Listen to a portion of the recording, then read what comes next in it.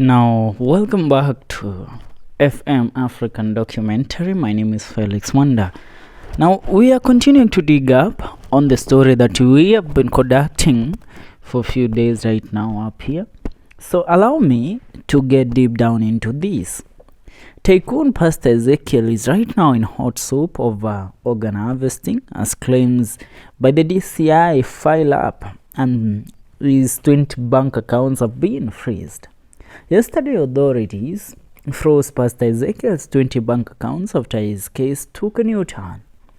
According to detectives, they have highly questioned Pastor Ezekiel's source of wealth after it emerged that they were closely working with rogue Pastor Ezekiel Mackenzie, or Pastor Paul Mackenzie, of the New Life Church International.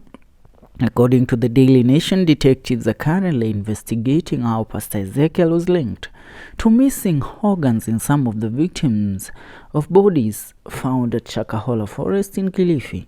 It is believed that Mackenzie and Ezekiel could have been dealing in organ harvesting, revealing how Pastor Ezekiel amassed his wealth so fast. Previously, Ezekiel Odero was nabbed by flying squad detectives and detained for several days before his release on board on Thursday last week. The famous pastor has been on the frying pan, with detectives raiding his premises and church grounds after the shocking Shakahola discovery. Currently, authorities are taking a toll on him, and they are trying to investigate how the famous preacher with a huge following managed to get all that cash he has in such a short period of time, because they claim it's not easy for one to become so rich in a period of 1 or 2 years. Yeah, because the guy's wealth is estimated at about 5 billion Kenyan shillings as of right now.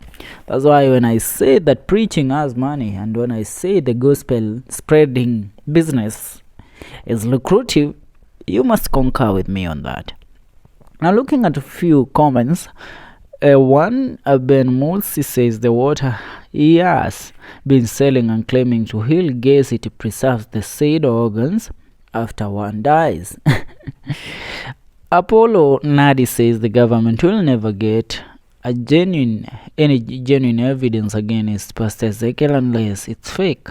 We know Pastor from where we started with him, where we are now. Ezekiel has nothing to do with Mackenzie and Shakahola thing, and their lifestyle explains, their teachings explains better.